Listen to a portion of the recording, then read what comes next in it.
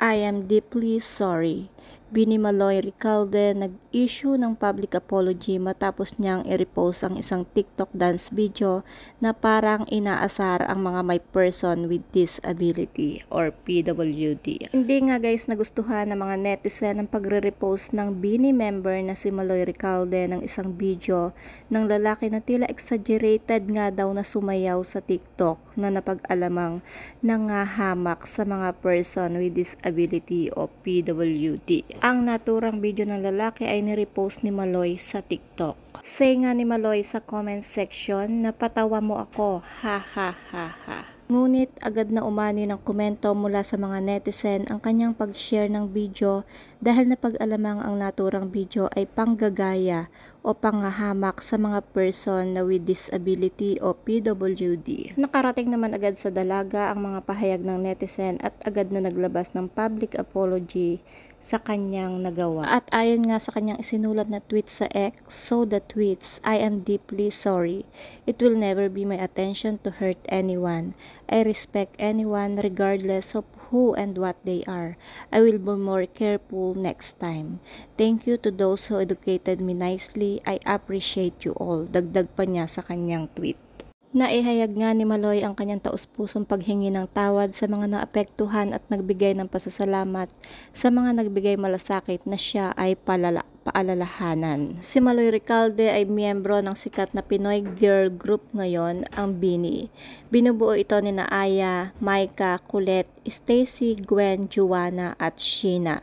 Sila ang grupo sa likod ng popular na mga awiting Pantropiko, Salamin, Huwag Muna Tayong Umuwi at marami pang iba. Anyway, laughing at and reposting a video that mocks people with disability is not and will never be okay. To that Louie guy, Maloy, and everyone who love, or reposted this video, please take the time to educate yourself and learn why this topic is sensitive. An apology won't cover your insensitivity, girl. You should know that this is not something to laugh about. But guys, wait. Ito nga yung proof that Bini is on top. Haters gonna hate. Hindi nga naman nabastos yung tao, no? Aminin natin na kahit sino matatawa naman talaga, but's not intentionally. Dami lang talagang nakaabang sa bawat kibot at post nga ng Bini. Ma-slight. Tumawa lang si Maloy dahil napaligaya siya ng post. Matik kabastusan na? Seryoso? Ang daming haters na kunwari di kilala pero abang na abang naman sa tuwing may issue nga ang Bini.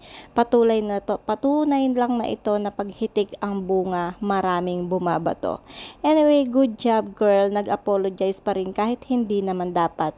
I know Maloy is such a good person, wala lang talagang alam ang mga bashers sa kanila. Kasi nga, trabaho lang nila ang mga bash sa Bini. Basher nga kasi hanggang dun lang naman ang kaya nilang gawin ang mga bash kahit di alam ang buong istorya. Mabuhay ka Maloy, Bini, heart, heart, heart. So that's it guys. Anong masasabi niyo sa pag-public apology nga nitong si Maloy? Nararapat lang ba ito?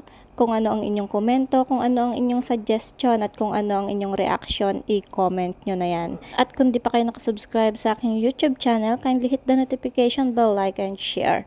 Maraming salamat. Ingat po ang lahat and God bless.